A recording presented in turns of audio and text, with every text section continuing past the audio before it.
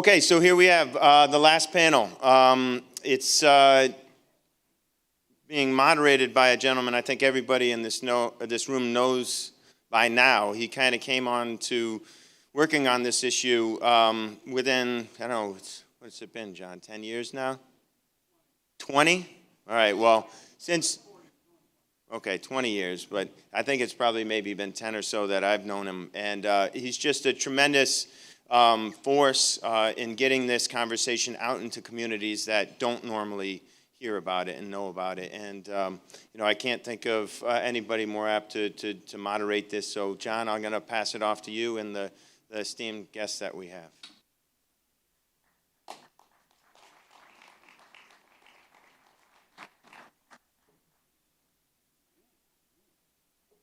Andrew, thank you very much for that kind introduction.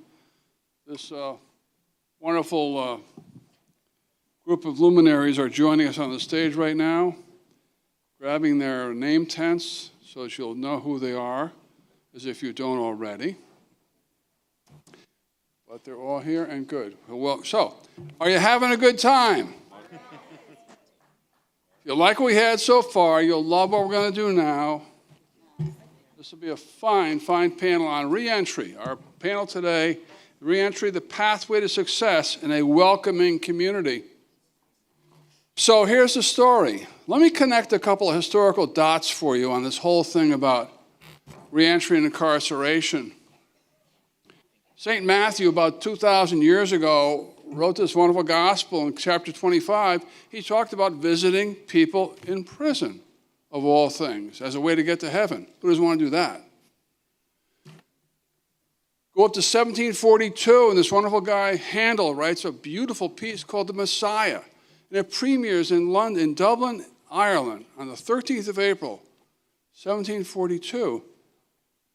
But it was a benefit concert. It was a benefit for the people in the prisons of Dublin, Ireland. 100 years later, a Frenchman shows up here, Alexis de Tocqueville. He's well known for writing a book, Democracy in America.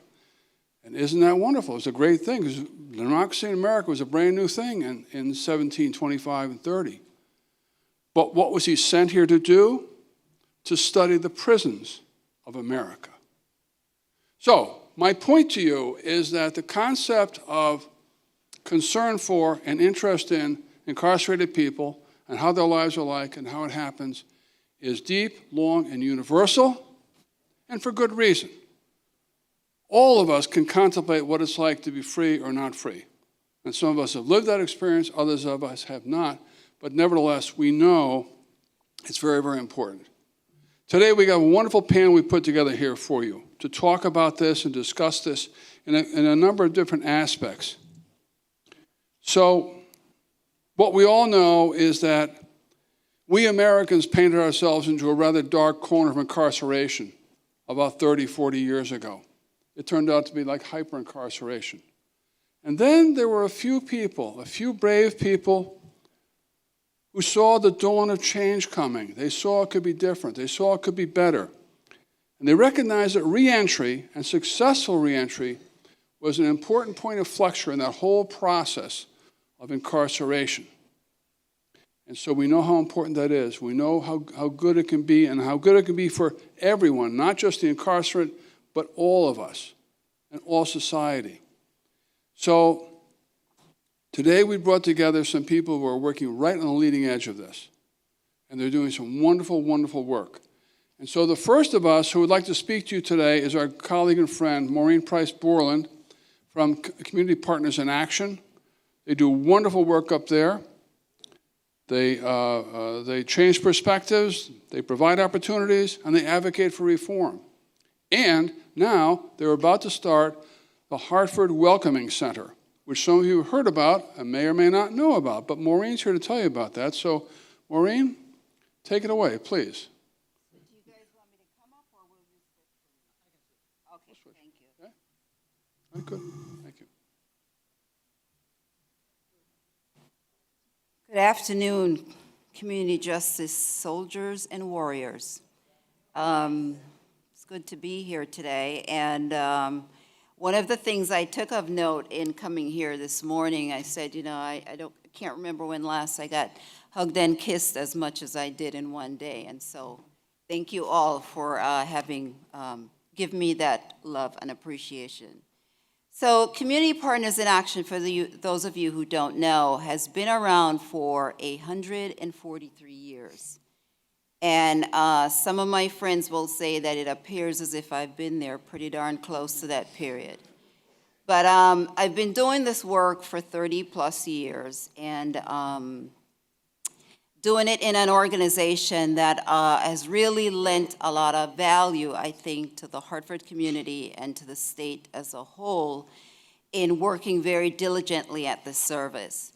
And so many of you know that the discussion that a lot of us have is that we work in these silos that sometimes does not allow us to be able to understand the coordination of services that's available. And so very early in my career, it was a desire and a passion to consider what we can do to break down those silos. And part of that experience is that our organization, just before I took over the role of executive director, was called Connecticut Prison Association. And it was evident that that name was not really stating who we were and what we do.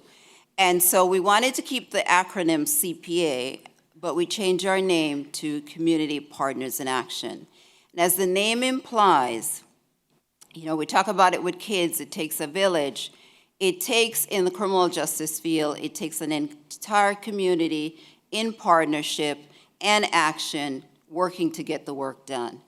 And so I'm very pleased today to present on the issue on this new Welcome Center that we're getting ready to launch on July 1st. It's been a career goal and desire, and so I'm very pleased that our partners, and several of them sitting here, was part of the process in what we are getting ready to launch. And so all of this work, as many of you know, I think, creating this journey of working with individuals to get there. And it started out with the Hartford Foundation for Public Giving, offering an innovation grant, and CPA applied and was fortunate to get one of those innovation grants. So we decided, well, how do we start the conversation? How do we set the context in being able to prepare for the potential of the reentry center? And that innovation planning grant allowed us to basically develop these goals.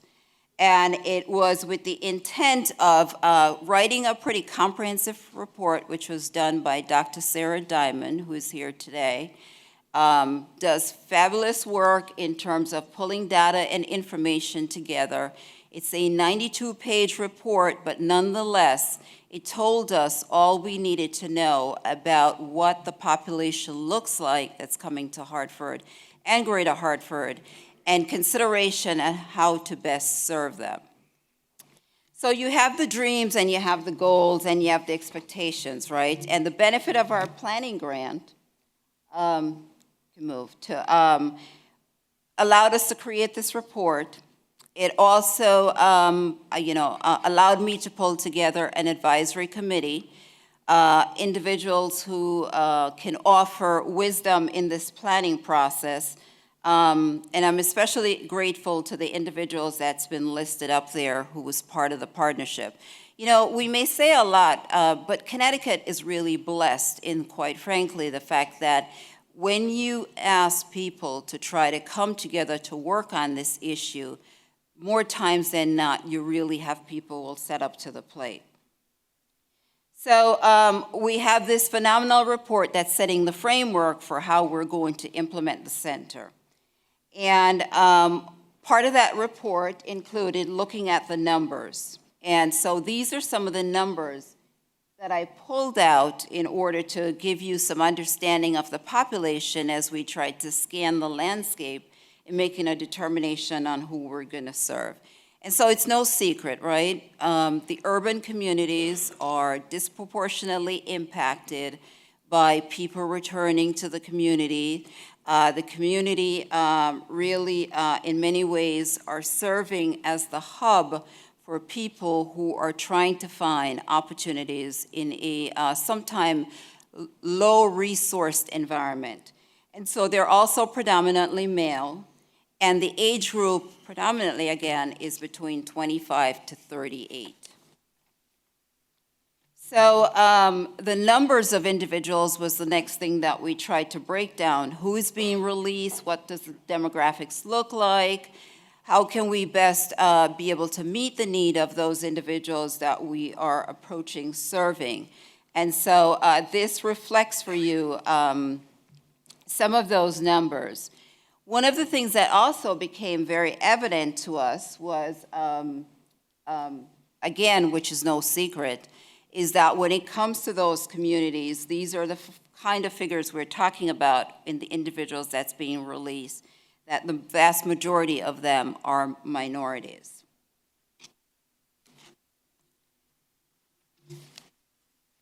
As we were having the discussions, okay, so who do we serve? The Hartford Foundation for Public Giving gave us, quite frankly, a generous grant, but it also is a grant that is $150,000 per year. And so in that research, when you're talking about comprehensive reentry services, $150,000 can do a lot, but it cannot be quite comprehensive in that setting. And the understanding that those individuals who are at end of sentence, coming out in many instances without a lot of resources, and those who may be going into the jails who end up being the churners in our system. So people end up going in jail, they're spending a few days, they're churning in, they're churning out, and they tend to be the high resource group with the least resources available to them in order to be served. And so we started to reconcile the resource, as in the financial amount that was available to us, against who best to serve in this facility. And to that end, made the end of sentence population a priority for us in this setting. How can we best get the bang for the bucks of what we had available? Another part of this process was Sarah conducted some focus groups with formerly incarcerated individuals, because we're very clear on understanding that a process of this nature needs that voice, and I'm going to say it wrong, nothing done by us without us is clearly understood. And this, a couple quotes are reflective of some of the comments that is a part of that report. And so the issue of the emotions, the issue of feeling like I really don't know what to do. I'm released on this day. I don't know where to go, how to be able to navigate these resources was evident.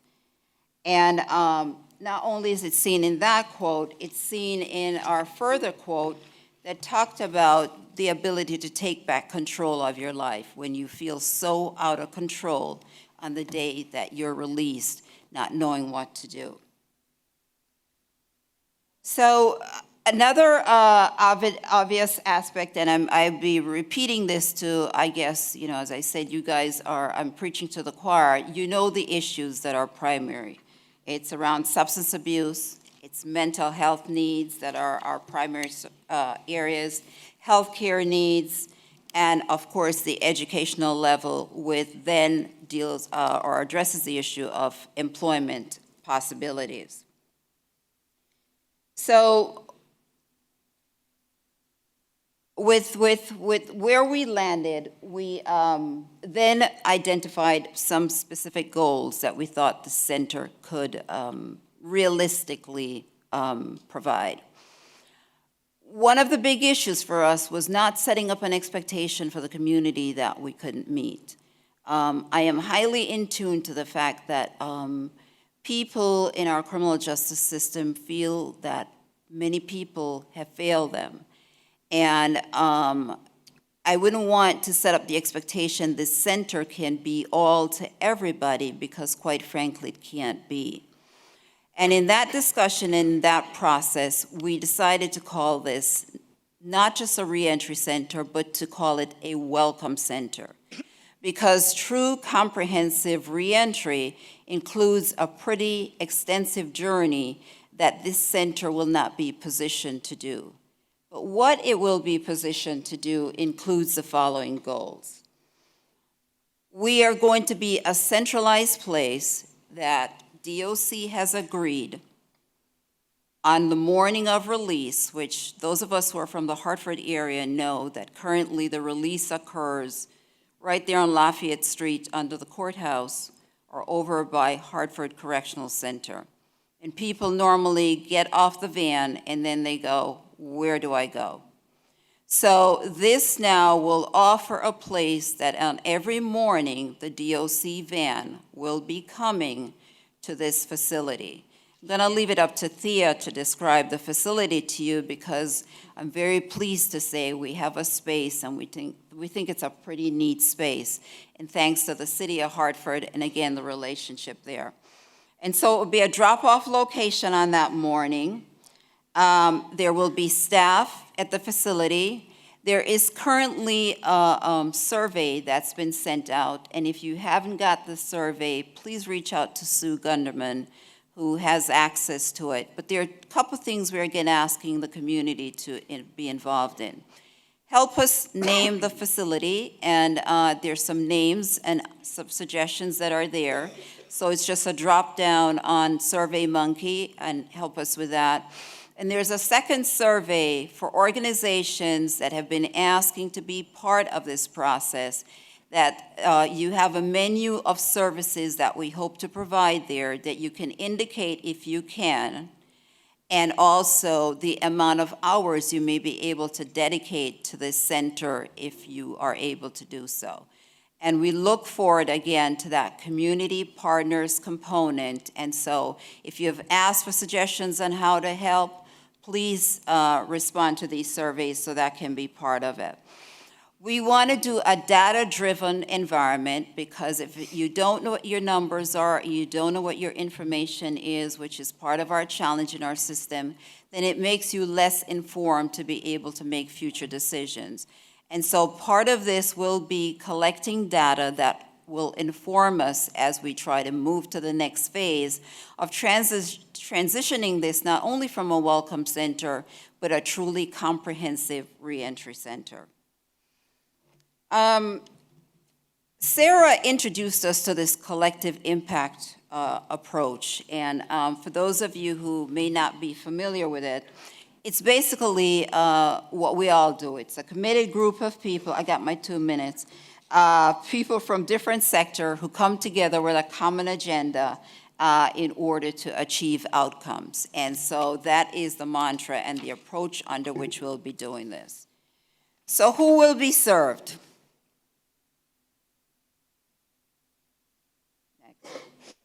As I indicated, we are trying to use the resources that we have as best as we can in a targeted manner, and so it's intended for the formerly incarcerated.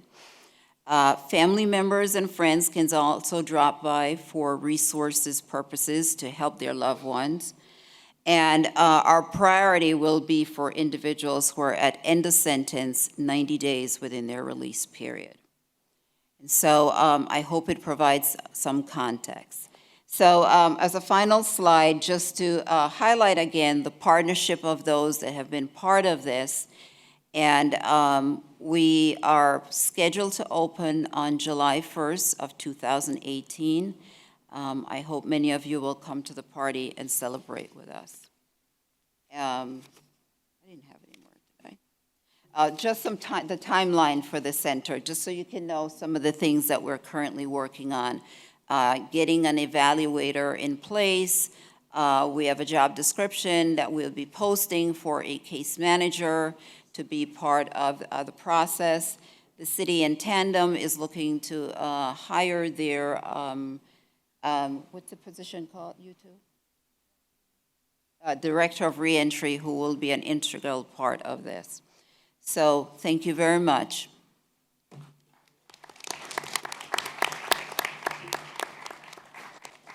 Maureen, thank you very much for that exciting presentation. You're doing great work there. We appreciate it very much.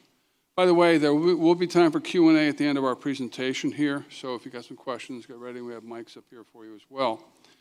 You know, we have this beautiful capital city of ours called Hartford, and unfortunately, Hartford is blessed with far too many of its citizenry who are coming in and going out of our criminal justice system and lending burdens on that particular city. Well, we are, however, blessed to have a wonderful mayor there, Mayor Luke Bronin, who is particularly cognizant of, aware of, and sympathetic to the needs of people returning to that wonderful city. Here to speak about him and what he's doing and the mayor's office and what they're doing is his Chief of Staff, Thea Montanez. Thea, please, thank you. Thank you, John. Good afternoon.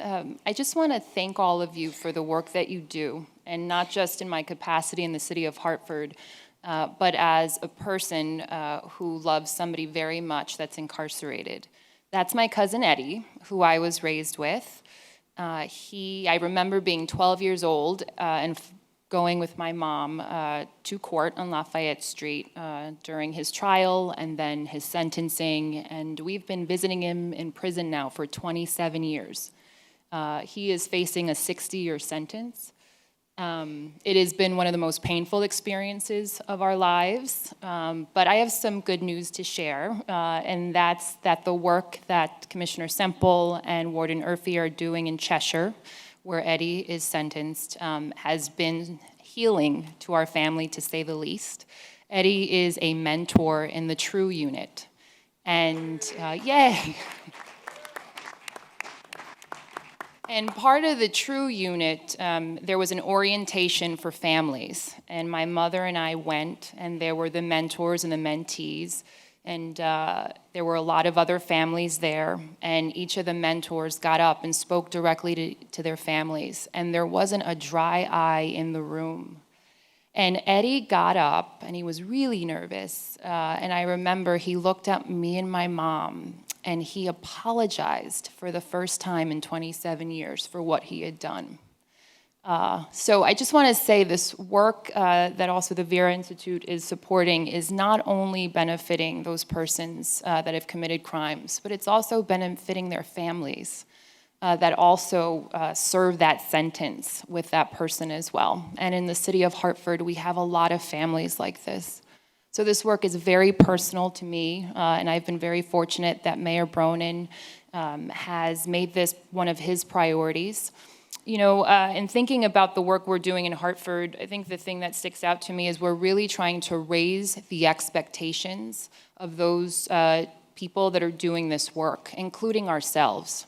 So the city of Hartford has said for many years that helping folks re-enter successfully into community is a priority, yet there weren't dollars available to hire a full-time re-entry director. And so the city would kind of pop in and out of these conversations as it pertained to re-entry.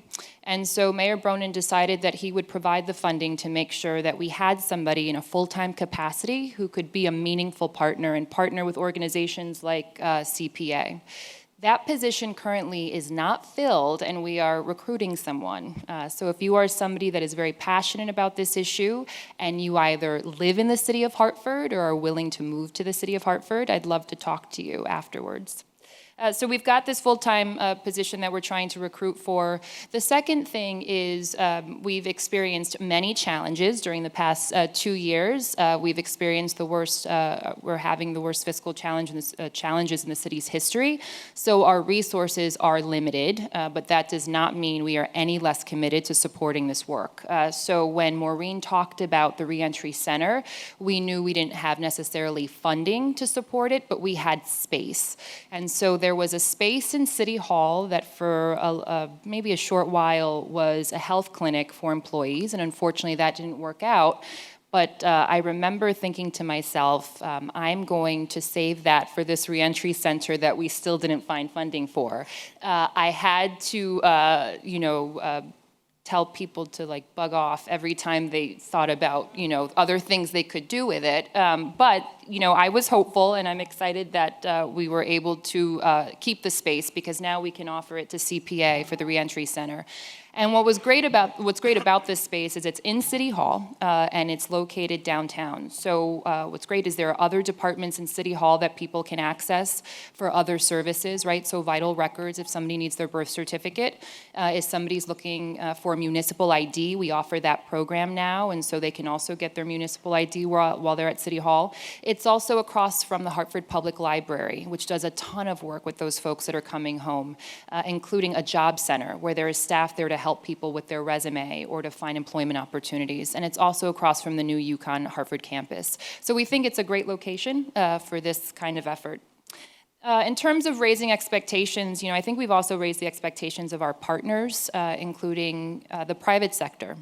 So for a long time, I think, we've talked about employment opportunities, and I think we've begun to expand that conversation with not just, let's say, those folks that are working in the hospitality industry, but also some of our bigger corporate partners, our insurance and financial services companies, and asking them to think about opportunities to either train or employ those people that are coming home.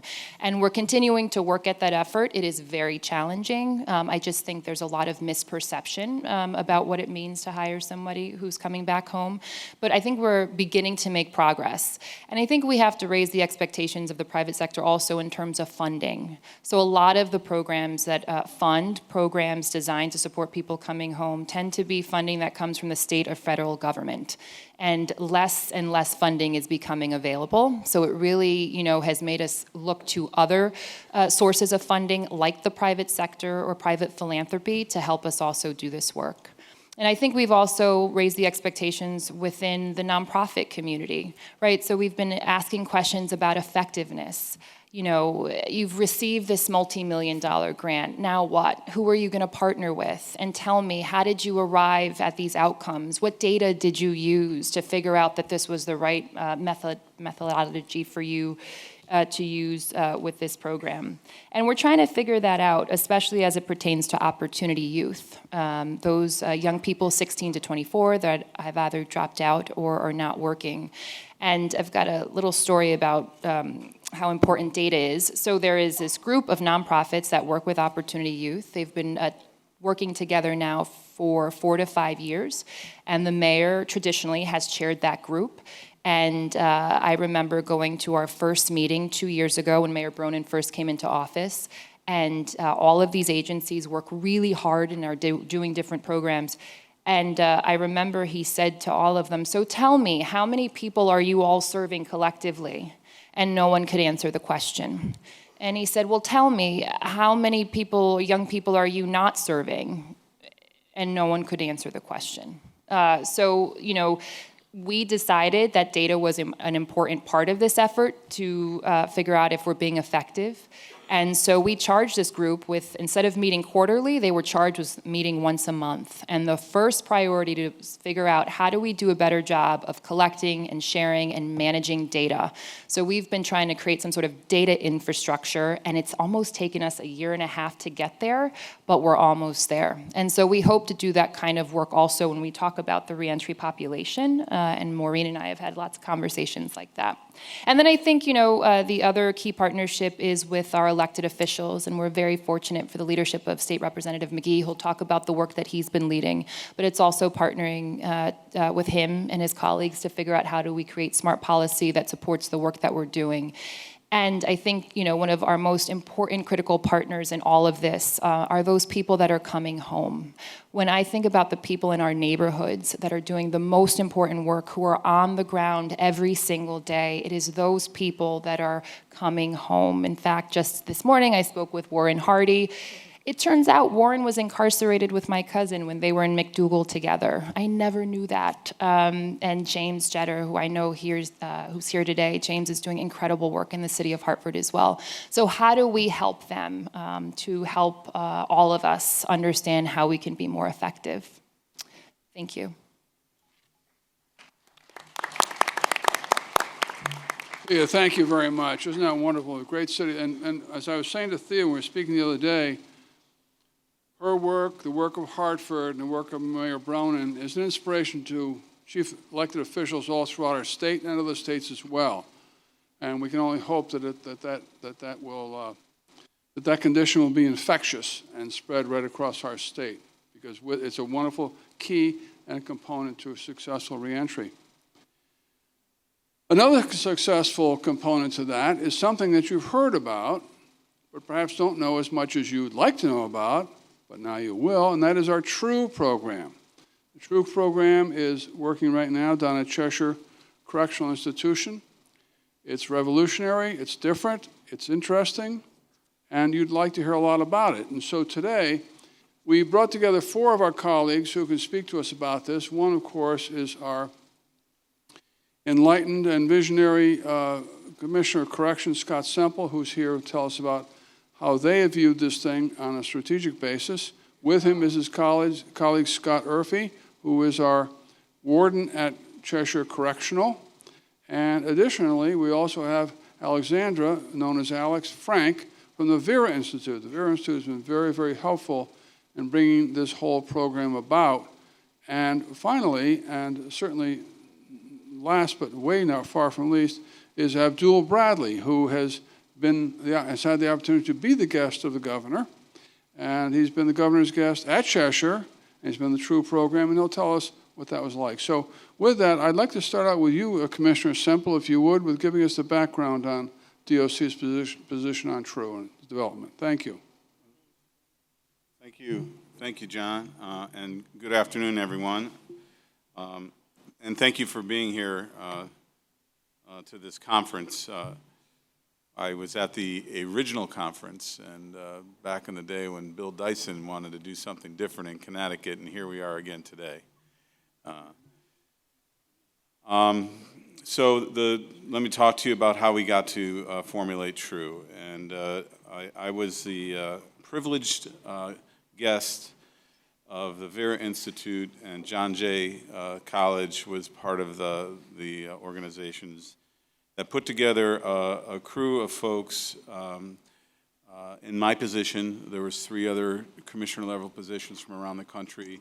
There were different advocacy groups and different other types of folks that had criminal justice interests all over our country. And what they wanted to do was expose people like me to what they referred to as the European model. And I traveled to Germany for 5 days to go see a number of different sites around the country, and my journey began in Berlin.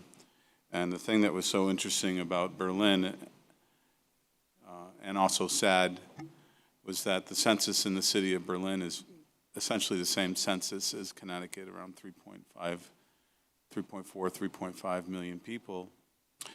And when we made inquiry with regard to what the prison census looks like, and it was 4,000. And that was a sad thing to have to hear, but it was also enlightened me to what the reality of the European model was and could have in influencing the direction as a new commissioner for our state to influence here in Connecticut. But toward the latter days of that journey, we showed up at this one particular facility that was designed specifically for folks within the age group of 18 to 25, which is commonly referred to today as emerging adults. That seems to be the terminology that everyone has likened it to. And I immediately queried what the population in the correctional system in Connecticut looked like for that age group. And some of my colleagues are here today that helped me put that information together. But we found that over 3,000 people in a system that had roughly about 15,000 incarcerated folks, maybe a little bit more, were between that age group of 18 to 25. And we also found, when we queried each of our facilities and the rates of incidents, that the incident rate for that particular population represented 25% of the overall incidents that were occurring within our correctional environments. So I've always had this interest in wellness, and have been very interested in trying to reduce the impacts of trauma, not only for incarcerated people, but for the staff as well. So I wanted to try to bring aspects of what I saw in Germany back to Connecticut. And originally we were going, because of the raw numbers of the over 3,000, my thought process was to repurpose an entire facility. And then the budget stuff starts happening here in Connecticut, and we weren't going to be able to do it. The easy response would have been just to put this off to the side, but really felt compelled to try to do something. So we downsized. Coupled with downsizing, we needed partnership. And because Vera had, the Vera Institute had invited me, and I think they were on board philosophically with what needed to be done with young people in the criminal justice system, I had requested that they would assist us. And during that process, we found, they did the legwork for us, we found that we wanted to create an environment that was responsive to the impulsive traits and the neuroscience that we were aware of in terms of this particular age group, brain development, all aspects of that. All this stuff makes sense. Let's go down this road. Let's try different. The incident rates are too high in our facilities. Our staff are being traumatized. The inmates are being traumatized. And we want to send a message to people that we can create a different environment that is more designed to provide hope, a dignified approach, and improve the level of humanity. Off we go. Vera does some of the work for us. They come back. They said, yes, there's systems around the country that separate this age group from the rest of the population. That's what the science says to do. But they're not really, don't have any kind of programming that really deals with all the aspects of what needs to be done in order to deal with the science as it pertains to brain development. So we created a committee here in Connecticut, and I had some folks start to work on it. We knew that we had to do a lot of training for the staff. This needed to be different. And we put the staff through 3 weeks of very difficult training that was designed to deal with all the aspects of what I talked to you about. And then we dedicated a unit in a facility here in Connecticut at the Cheshire Correctional Institution because it was located centrally in the state. I believed in the leadership, and I believed in the abilities of the staff that were performing duties and functions on behalf of the department at that particular facility. And then off we ran in that direction. It was very interesting what happened shortly thereafter.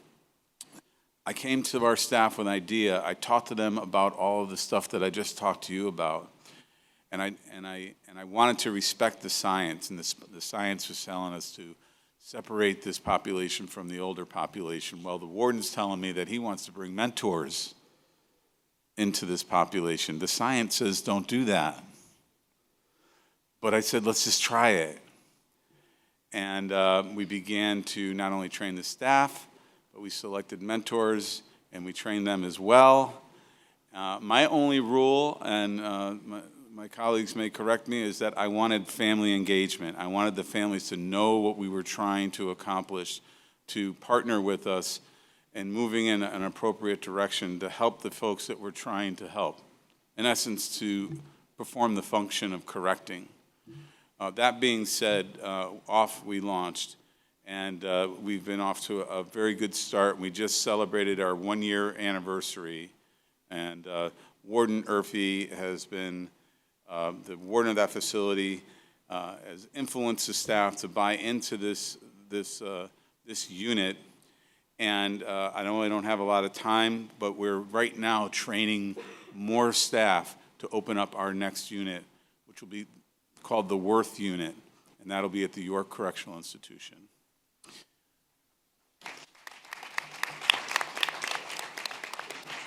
In addition to that, we intend to enhance the True Unit at the Cheshire Correctional Institution into another unit at that particular facility. I have 2 minutes, I'm told. Then go to Warden Urfi. Everybody, he's like the rock star now. Like, I don't even own this anymore. I don't even know what's going on in the True Unit anymore. That's not true. Abdul here, who's one of the graduates of the True Unit. It was kind of interesting today because I had the privilege of introducing him to Thea, whose brother is the mentor in the True Unit, and it was kind of neat to watch the interactions between the two. And I can tell you that just a week and a half ago, and here's the big secret, and don't tell anybody, I'm probably not supposed to tell you, but just to give you an idea of how unique this is, South Carolina has been awarded a grant through VERA to do what we do in Connecticut. Middlesex County in Massachusetts is opening a True Unit in Massachusetts. We've been contacted by countries in South America who want to do this, what we do in Connecticut. It's the right thing to do.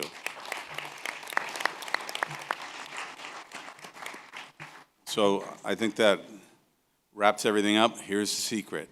There's this television show that starts off with tick, tick, tick, tick, tick, tick, tick, tick, and it lasts for about 60 minutes. Well, they were with us 2 weeks ago and are considering a story on the True Unit. So,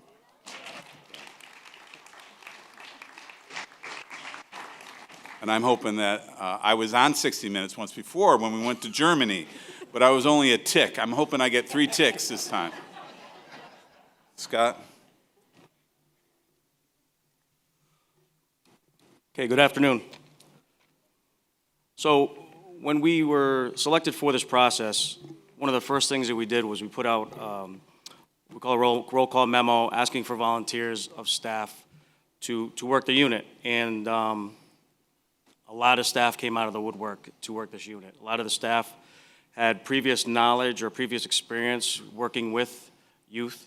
A lot of them came from MYI. A lot of them did some kind of work like this in college, and they just wanted to continue on and make a difference instead of the routine correctional world that we're used to.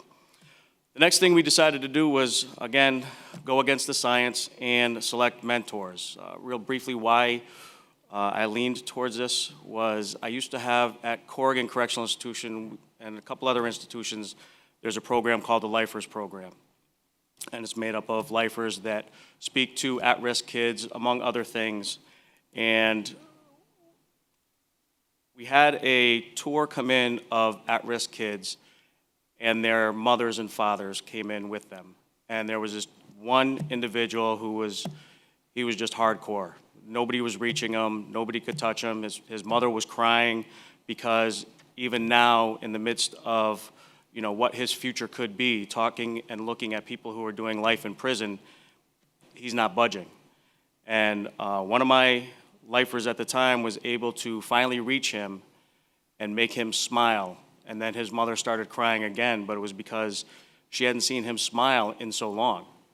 So when I heard the ideology of the program that we now call True, I knew that I had to have mentors. So we selected mentors through an evaluation process, an interview process, and we began training them. And then we immediately changed the name of the program from Lifers to the Mentors Program. We had to remodel the unit because the unit that we were using, interestingly enough, used to be our administrative segregation unit, where we housed what we determined to be seriously threatful inmates to staff and other inmates. So once the remodeling was done, as the commissioner said, we trained the staff for 3 weeks. And just to put it into a little bit of perspective, in the agency, we use a post standard for training for firearms, and it takes us a week to train an individual who has never handled a firearm with 2 weapon systems, a handgun and a rifle. Yet the agency took the time and the money and took 3 weeks to train our staff on new programs, new ways to talk to people, and just new ways on how to handle behaviors. That's how much of an incentive this is to us. What we came up with was we built a community called the True Community. True stands for truthful, respectful, understanding, and elevating, in which staff, mentors, and mentees work together to assist with the incident rate, as well as the impulsivity, and finally, reentry into society.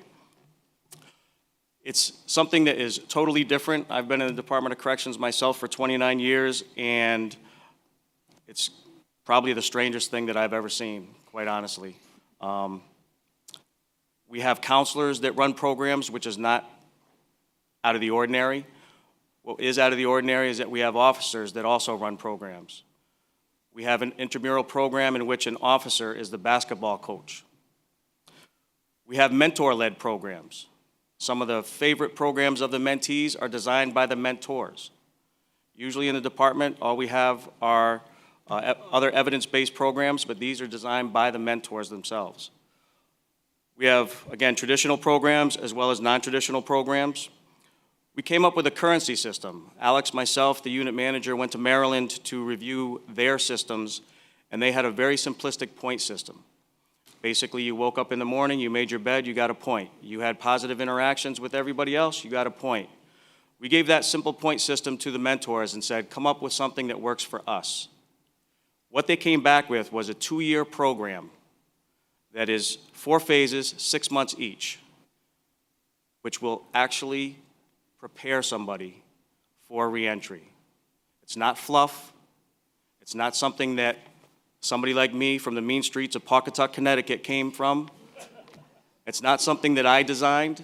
It's not something that anybody sat in an office and designed. It's something that people from the streets designed for people that are going back to those same streets. It's a very meaningful program. The first 6 months is just a welcome to the True Unit. During that welcoming, you're going to do every single program the Connecticut Department of Corrections has to offer, whether you have to or not. It's mandatory. The other 3 phases will basically prepare you for life. You have to pay rent with fake money. We have a fake bank. You have to learn how to write checks, and you write checks to the landlord. If maintenance has to get called into your cell, you have to pay a maintenance fee out of your money. If you have children, you're paying child support. As you go through the phases and you earn more money, you will pay more money. If you want to become a certain thing in life, there are courses that you will have to take prior to you being able to actually obtain that job within the facility. It also teaches them a little bit about entrepreneurship. So the mentees will also be able to develop their own programs. And not that we took anything from the Shark Tank, but if a mentee has a program that they have in mind and they want to sell it, they have to go to the Lion's Den. And they will pass it to the Lion's Den. As long as everybody loves it, then they get to run their own program. They earn money from people going through their program. So we're trying to do a whole bunch of things in a 2-year time frame. As the commissioner said, we have family engagement. A normal routine visit would be an inmate on one side, a family member on another. There's no touching. During family engagement, you're sitting side by side. Staff are coming down from the unit and interacting with you as well. The mentees are expected to bring their books with them and describe what they've been going through throughout the program. And there's actual meaningful interaction going on. For those of you who are stats-driven, I have some stats real quick to just go through. Currently, right now, we have 60 total individuals in the True program, 11 mentors, 49 mentees. The majority of them, the mentees, age range is 22 to 24. The racial breakdown, 33 black, 8 white, 7 Hispanic, and 1 other. The counties they are from, 16 of them are from Hartford County, 17 from Fairfield, 14 from New Haven, 2 from Litchfield. Just as a comparison for incidents, which is one of our main things that we wanted to take a look at, statewide, our count, when I took these numbers, was 12,822, of which 2,198 were 18 to 25-year-olds. That's 17% of the inmates statewide are 18 to 25, and again, as the commissioner said, they are responsible for 25% of our incidents. At Cheshire Correctional Institution, my count is 1,450, of which 224 are 18 to 25-year-olds, which is 15%. And 15% of the incidents at Cheshire are from an 18 to 25-year-old. Within the True unit, as I said, I have 60. There are 49 18 to 25-year-olds. I have an incident rate of less than 1%, and none of those incidents were assaultive, fighting, anything major that we would consider major. For disciplinary reports or infractions for the facility, there's a total of 928 DRs for the year, of which 770 are the most serious Class A offenses, 151 are Class Bs, and 7 are Class Cs. For the 18 to 25-year-olds in the facility, they are responsible for 212 total, 172 Class As, 39 Class Bs, and 1 Class C. The true unit disciplinary reports are as follows: 3, 2 Class As, 1 Class B. We also do another thing which is called a corrective action plan. Wow, that was quick. Corrective action plan, which rather than going through the regular disciplinary route, what we do is we individualize the interaction with the mentee and try to get them to learn their behavior was wrong and how it affected the community as well as community duties. If we were to take all those corrective action plans and correlate it to a disciplinary report, then for the same time period, 1 year, we would have a total of 44 DRs, 10 Class As, 10 Class Bs, and 24 Class Cs, which are the least of our concern. So, as you can see, or as we can see, that the unit is working. It has opened the eyes of a lot of people. The staff have felt very fulfilled working the unit. They feel like they have a purpose. It's not humdrum, it's not routine. It's very interactive, which is something that has been missing from the Department of Corrections in a general population housing unit. So we're happy to have been selected, and we're happy to have helped out York Correctional Institution, and we're happy to start another unit. Thank you.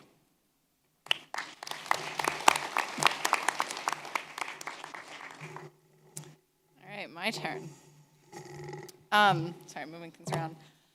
Hi, everyone. I'm Alex. I work at the Vera Institute of Justice, and I manage our work on young adult prison reform. Vera is organized by topic areas, and I work in our Center on Youth Justice. Vera's been around for about 50 years. It started with a project to transform bail in New York City, and spoiler alert, we're redoing bail reform now.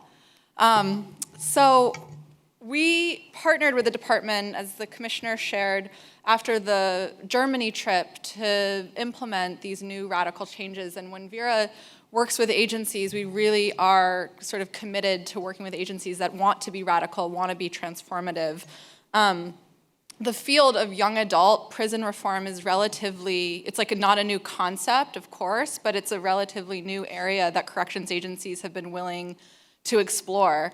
So the idea that we'd be able to focus on youth and young adults with the Connecticut Department of Corrections was a really exciting prospect for us. And so we shared a lot of the same philosophies. The commissioner talked a lot about family engagement being a priority of his, and that's something that has always centered Vera's work. And yet, on the youth justice side, on the juvenile justice side, has been very difficult to get agencies to prioritize. The level of restrictions around who young people can visit with, have contact with, are much stricter on the juvenile side. And so it was just an honor to be able to work with an agency that was like, no, this is a priority, and we're gonna do it. So our partnership with the department has looked, reform doesn't go in a straight line. It's all over the place, it's messy. But the one thing that we do is we start with a participatory and collaborative research process. Vera's sort of a research institute at its core. And so step one for us is always to hear from the people most directly impacted by the changes that are being made through a collaborative research process. So what that means is we give surveys to staff working in facilities, all staff, and young adults living in these facilities. And then we bring the data back to groups of staff and groups of young adults and facilitate these research meetings for them to come up with the hypotheses for what the data means and the recommendations moving forward. And so the voices of those directly impacted by the prison system were really driving reform, and our recommendations for the department. We say we come in with a process, not a prescription, and so it really is about the process of reform. We have this thing like purpose, not just programs. We've seen a lot of instances, especially in the youth justice field, where they move a bunch of youth and young adults into one location, throw a bunch of random programs in there, and call it a day, and it turns into a gladiator school. And so we wanted to not repeat that. And so instead thought about, okay, how can we work with the department to create a meaningful, purposeful daily routine that worked for everyone that was involved? And the architecture of that, again, driven by the people actually living and working in that every day. The other piece that sort of sits core in how we do our work is through restorative justice and participatory justice. Germany, the commissioner talked about the trip to Germany and that they have this criminal justice system that does not look anything like the justice system we have in the US. And the way that Germany got there, right, was in the wake of the Holocaust. That after the Holocaust, they had a truth and reconciliation process where it was messy, they sort of started off with repurposing concentration camps into prisons, but eventually got to a point where they did have a truth and reconciliation process and then reimagined their justice system and placed human dignity at the heart of that they wrote human dignity into Article 1 of their Constitution. And the way that human dignity shows up in their justice system is through things like the normalization principle, where life on the inside should reflect as closely as possible to life on the outside. That punishment is different than accountability. That punishment is this sort of passive thing that we do to people. And in Germany, they believe that taking someone from their community is the punishment. Everything else has to be about healing and restoration and support to make sure that this person is successful. That Article 1, that human dignity, that's something that the US helped embed in their constitution. And so I think about that a lot in the context of this work. And through the project with Connecticut, the commissioner mentioned, we're now partnering with the Middlesex County Sheriff's Office, and then this past fall had put out an RFP to partner with other agencies to do this, and South Carolina was the one that was selected. And we've named this initiative now Restoring Promise, and that restoring part is really intended to be a look at how we can repair, restore harm caused, and think about how to apply restorative justice both on a practice level inside facilities, but also on a structural and systemic level when we think about reform in general. And so we're in this place now thinking about going from project to movement, and that there's a movement happening in the country around thinking completely transforming prison and jail conditions for people who live and work in these places. And how you do that and what the context that you hold to do that has to be participatory and it has to be restorative. Connecticut took this by storm, and it's demonstrated in how successful. I turned my head and it doesn't follow me. It's demonstrated in the success of the True Unit. It's demonstrated with other agencies seeking help to do this very thing. It's going to be a long walk, but what we're seeing is approaching a cusp of something of greatness. And stepping into that greatness is not going to be easy, but it's something that we're so thrilled to have partners like Connecticut DOC who's willing to do that with us.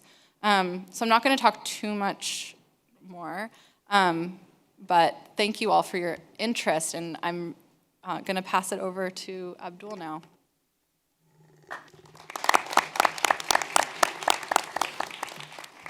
Good afternoon, ladies and gentlemen. I want to thank you guys for allowing me to be here. I was a true program participant. I got incarcerated when I was 18. I'm 23 now. I got sentenced to 6 years. I did 5 out of that before I was released. I believe that the ages 17 through 25 are some of the most important years of their lives. I call them the triple X years, where you learn to explore, experiment, and experience. As they said, I'm not sure the statistics for 25% of people in this age bracket are incarcerated, and they have a high number of tickets. They're the ones that get in trouble. In short, I believe those years are the years where you try to find yourself, and I was incarcerated during those years, so I couldn't have the same experiences as individuals in my age group that are out in the world and in college and experience all these different things. I was limited to what I can experience. So when I went to jail, I was in general population. I caught a lot of tickets, probably like 27 in my 4 years. When I went to the True program, was when I hit Chester. I was in Chester for about 2 years. I realized I wanted to change. I just didn't have the right tools to change. So when I was accepted to the True program, they provide you with all that life skills, character development, how to do your credit. It's just a lot of things that I didn't learn while I was in general population. So the True program provided a lot of tools that I could use now that I'm in the world, and I could teach people that don't have those tools. So to give my insight on what I learned in the True program and why I think it's important for everybody to know and why it needs to be talked about.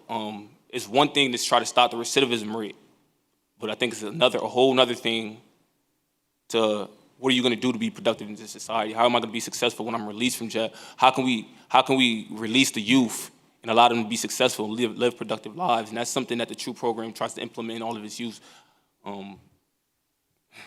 Sorry, I never talked in front of a lot of people before, so you guys got to bear with me.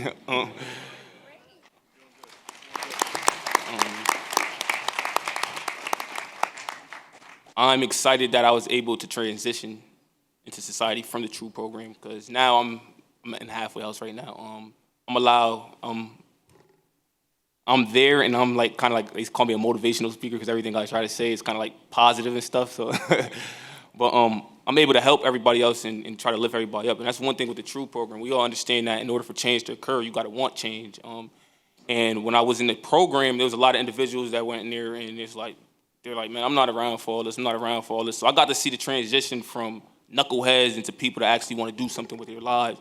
And I think that's because of the mentors and the interaction between staff and inmates. So I think that's one of the biggest things, and that was a good move on you guys. That's a very big move. That's a big move. I believe that it's important, not just for me, not for Connecticut, but on a national level, that we talk about this. How can we stop the cycle when they're young? We got to break the cycle. That's where the cycle starts, when you're young. So if we could break the cycle with the youth, then we would have had to worry about it 15 years from now, 10 years from now. So for us to be focusing on that age bracket is something big. I think that's something we need to talk about. That's it. Thank you. Good job,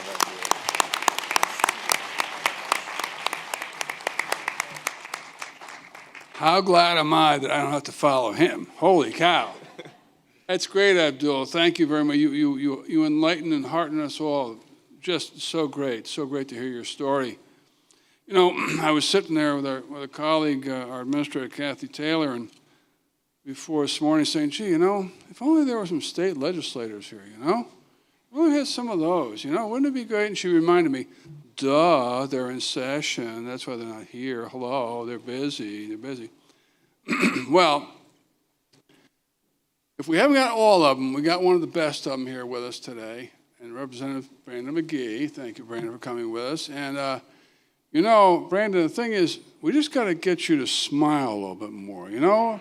We kind of get you out of your shell. You're a little, you know, a little reticent. Let's see if we can get you out of your shell a little bit.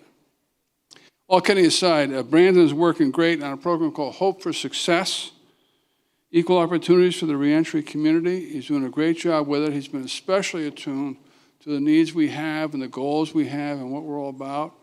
He encourages and inspires a lot of us, and hopefully we do the same for him. And I'd like you to give your kind attention to State Representative Brandon McGee. Thanks for coming here today, Brandon.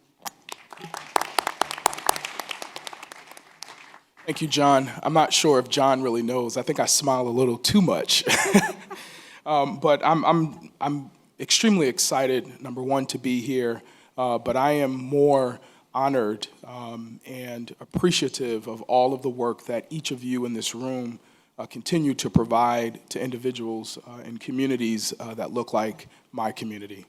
So I think you should give yourselves a round of applause for sticking with this fight. That was weak. We'll try that again. Clap for yourselves. I would be remiss if I did not acknowledge some true champions that have been fighting the good fight for many, many years before I even thought about running for political office. Those are the likes of Bill Dyson and Eric Coleman that are both here today. And not to date anyone, I could remember being a young child looking on the TV screen saying I wanted to be like these guys. And so I'm here today to just briefly, brevity is powerful.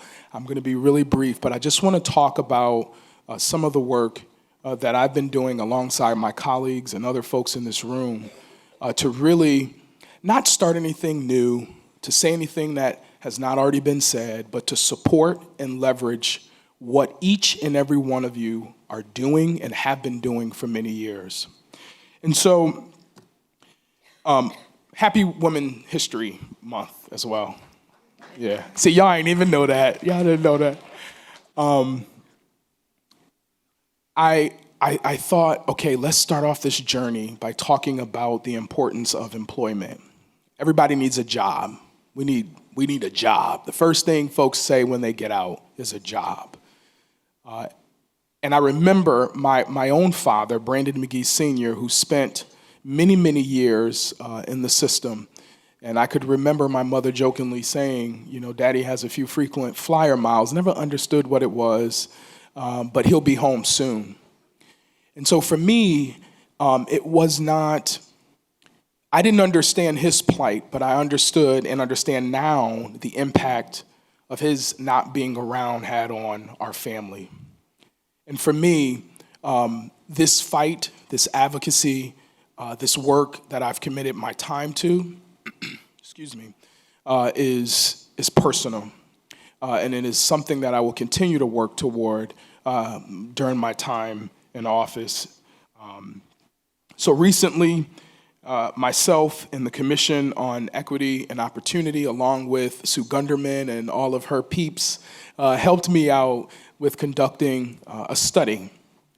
And I know some of you that are familiar with the legislative process, when we say study, you're like, oh God, that's going nowhere, a study. But I gotta tell you, this type of work, it's a heavy lift, and y'all know it. It's almost, sometimes you gotta just woosah, and you gotta breathe. But for me, this was a great opportunity for us to showcase and really highlight all of the great work that's happening around a very complex issue, population, and most importantly, people, humans. And so I said to myself, let's go all in. And I quickly realized that this conversation can no longer only be about getting a job, Brandon. You have to talk about the whole person, and you have to ensure that policy-wise, there's policy that support housing, transportation, perhaps even tax credits for businesses. And John, I thank you for your study as well. But diving a little bit deeper, when you talk about employers hiring formerly incarcerated, which we have them here in Hartford and throughout the state of Connecticut, it's not so much about receiving tax credits as it is about employers understanding the complexity that comes along with the formerly incarcerated. And so for me, I'm like, I don't care. I want us to do something, and we have to make it happen. And so I'm not gonna go through this entire report, but I would encourage you, and I'm sure Sue has shared the report with you and the recommendations. I encourage you to go visit the site, read it, share with me your concerns, perhaps even your recommendations. But during this session, I've submitted some policy recommendations as a result of this study. And housing. I'm not certain that we've ever conducted a study on housing for the formerly incarcerated. And I'm talking about the Legislative Committee on Housing. So I submitted that to our leader, Larry Butler, who happens to be a part of the Black and Latino Caucus, and they plan to raise that particular bill. The expansion on tax credits, very complex, but I want to have the conversation at the very least. The continuation of this study and to focus on labor, which has everything to do with jobs. How can we, as a body, a collective body in here, continue to pull together our power by numbers, our research, and quite frankly, just your grit to stay in this fight to help those that may be voiceless. And I would be remiss, once again, if I didn't talk about not just programs like True, but are you familiar with SOS, Skills of Socialization? Yeah, it's a great program, and that was an opportunity for me to connect with inmates who collectively probably they were serving well over 200 years. But they were using their stories, similar to this True program, which I'd love to be invited and to be a part of it. They were using their bad behavior, their consequences and things that very reason why they were in prison, to help those around them to not make the same mistake that they made. And for me, that was important. So I'll continue doing what I'm doing. I'll continue fighting, but just please know I don't know everything. But I do understand the legislative process, and I look forward to continue working with each and every one of you in this room. And thank you so much for this opportunity to share what I've been doing.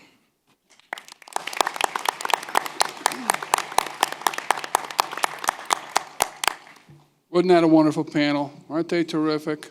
They're just great. Give them a hand. We have time and we have microphones, and I'll bet you've got some questions. So we would welcome you to our microphones and stand up and have a question. Young man, you go first. Thank you. All right. Thank you very much for that question. Essentially, the gentleman wants to know from Abdul, how does he keep his spirits up? How does he keep going and coming out into a world of some substantial negativity? Abdul, please. When I used to work in the kitchen when I was in Chester. And I looked at the True program as me being in college. And when I would go to work and I'm back in general population, I looked at that as society. So there was a lot of conversations that did used to be negative. And I kind of used to put myself in that conversation, because if I can handle the little things, now when I'm back into the world, and the big things are going to be little, because now I'm making it a habit of learning how to brush negative things off, or just learning how to deal with negativity. So I definitely started while I was in prison. I do still keep in contact with a lot of the counselors there. I do keep in contact with some of the mentors and mentees in there. So that way when I do fall, like when I'm around temptation or anything, I can always remember that phone call, like I'm on the other side now, so I can't put myself, because I'm not only doing it for myself, I'm doing it for everybody I was incarcerated with and the rest of the youth, and this is a movement. So I try to look at myself as an example, and I keep that in mind, that there's people watching me, so I gotta make sure I do good. Good, thank you, Abdul, very good. Sandy, please. Hi. My name is Cindy Prizio, Connecticut for One Standard of Justice. You know, what I've been going around saying today, and I think what we've been saying for a long time, is that as long as there's a group of people being excluded, there can be no real criminal justice reform or social justice reform, human rights, civil rights. And to bring up, not CCSU, but I got into this, I think in 2015, and I attended where I probably saw Scott Semple for the first time and didn't know many people. But Governor Malloy was the keynote speaker at UConn. And I forgot what we called it, but it was the Second Chance Society and Raise the Age. And I got very emotional because I thought, as a mother of a person on the registry, there was going to be hope for my son and all the other people I represent. And that was my very first question to the Malloys: who does it exclude? And, you know, that's what I can say to you. And the people on the stage, Brandon, the first time I met you, we were at a public hearing, Marie and I, and we said we can't support a bill if they're excluding any class of offender.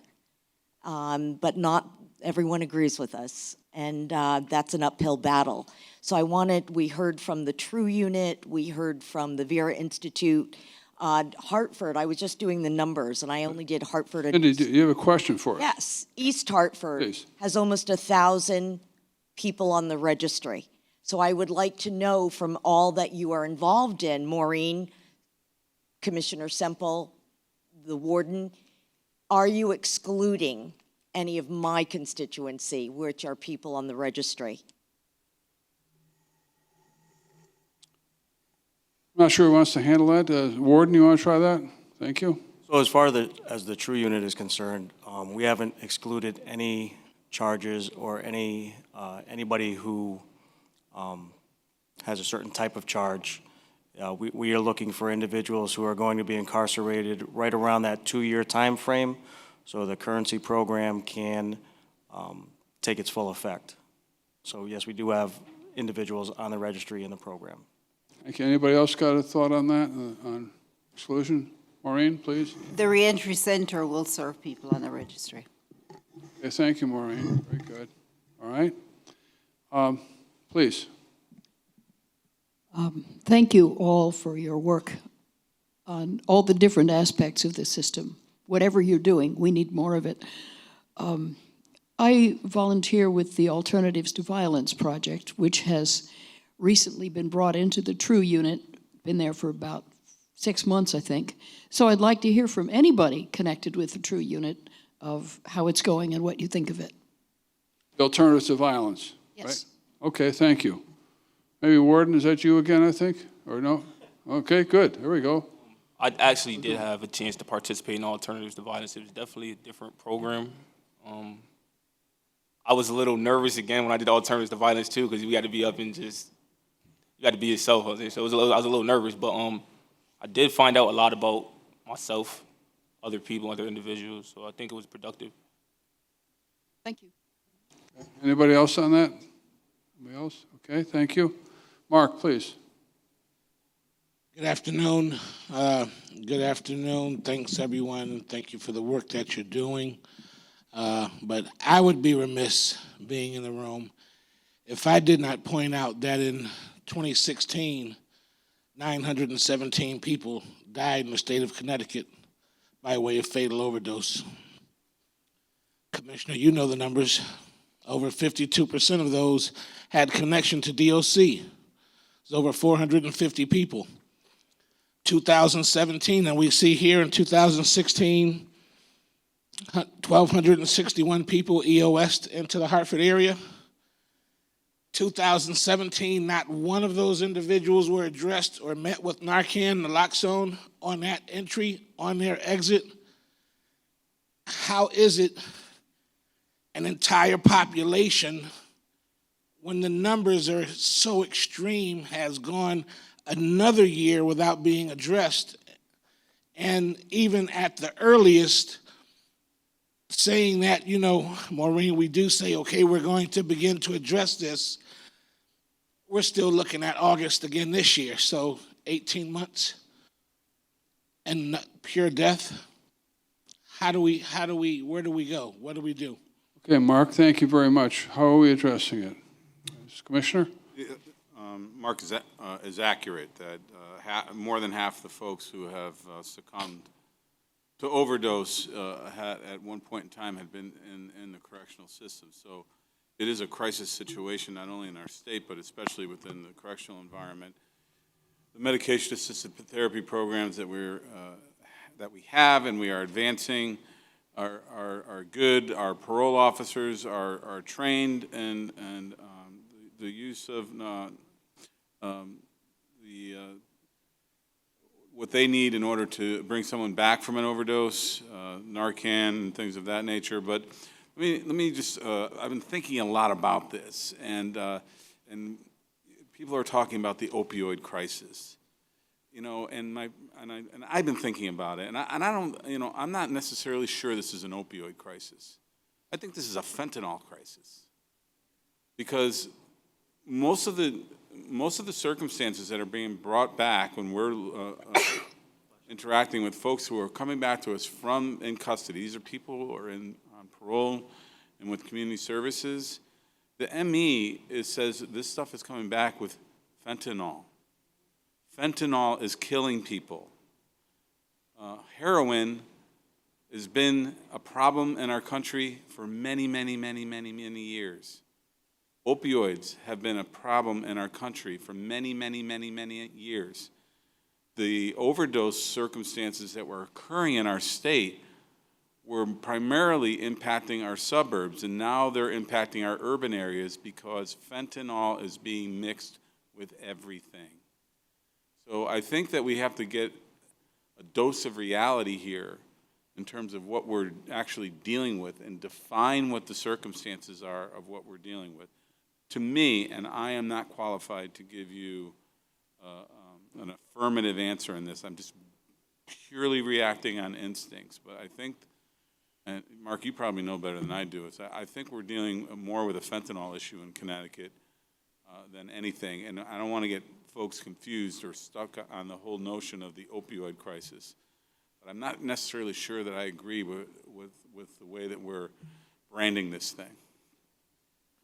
So here, and I've presented this many times, fentanyl is an opioid.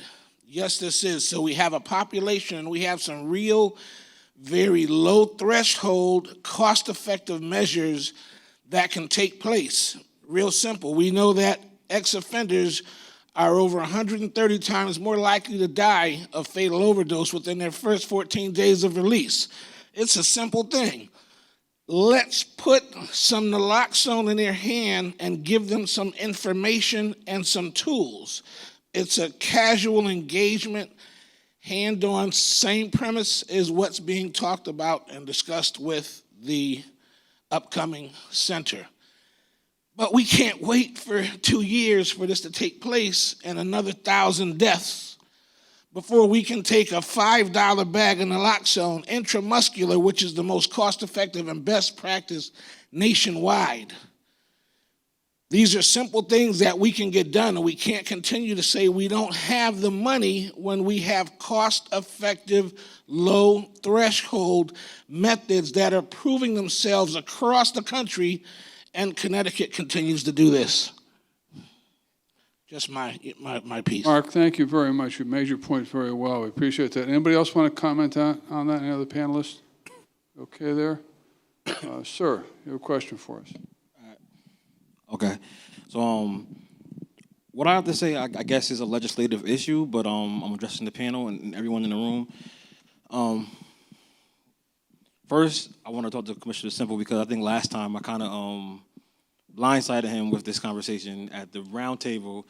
And it's not that you have the ability to expand what second chance is, but you do have a platform to expand the conversation. I think that's why I kind of wanted to address you last time at the round table. But I'm also want to address the room. That I love the True Unit. I was one of Urfi's lifers. I love the way he structured the program and what I was able to do and the autonomy I was able to create within the program to imagine helping, even from in the middle of my incarceration. I was still able to imagine myself giving back, by working with kids who come in who are at-risk youth, by raising money to give to diaper drives in Bridgeport, and at one point growing food and looking to find partners at food cheers. It was the most creative part of my incarceration. At the same time, I was being educated by Wesleyan CPE, so I had this time period to develop. However, when we talk about second chances and we talk about this age group, the academic language creates political language. And I've said this before, and I think I'm going to keep saying this as long as these panels and these conversations are happening. They create political language that narrows the scope of second chance. The brain development, which is at the root of the argument, is that the brain isn't fully developed till you're 25 or 24. But, so when we think about that, we're looking at Abdul, and I'm proud of him. I've been back to visit the unit to speak to these guys, and to see him out does my heart well. However, every mentor in the block came to jail when they were in this age group, and they are now removed from this age group. And because they are removed from this age group, they are locked outside of the conversation of what a second chance is. Thea's cousin is a dear friend of mine, and he is so far removed from the 19-year-old he was 27 years ago, that to remove him from the argument of a second chance it's beyond punitive. Sir, do you have a question for No, us? I don't. That's why I started. That I'm really posing. Well, I do have a question. How do we expand the conversation? And that's to everyone. I'm not saying that any one person or any one facet can do anything in this room at this moment. But how do we expand the conversation so that we can start envisioning what to do, how to have that uncomfortable conversation about men who have been incarcerated, who have these long sentences that serve no purpose for their further incarceration and do more good out than in, because I'm one of them. I'm only home because of a change in legislation, but I was locked outside of that age group. If it wasn't for that one change in legislation, I'd be a mentor in this SHU unit right now. Yet I'm out here and I'm doing what I need to do. I'm being productive and I'm committed to the idea of building community and building these bridges. And there are more men like me who are just trapped. Their incarceration serves no purpose at this point. So how do we expand this conversation to include them in the second chance dialogue? Thank you very much. Maureen, please. Commissioner? I won't take too much time, but one way to expand this conversation is next year, if hopefully this conference occurs, that you all bring someone else with you, right? So we have double the numbers, and bring someone with you who doesn't know. Like today, I always feel like I'm preaching to the choir. Many of you are very familiar to me. I see you all the time. And actually, I get a little bit of anxiety because I feel bad that they're going to say, oh my God, here he is talking about the same thing again. But I will just say this really quickly, and I'm taking someone else's time right now. We call ourselves a forgiving society, but the fact of the matter is we are not, okay? And until we change as a society, this problem will persist forever. So when we have success, and it's sitting right here, I'm sitting right next to it, I could touch it, we have to celebrate it. And the world needs to see it.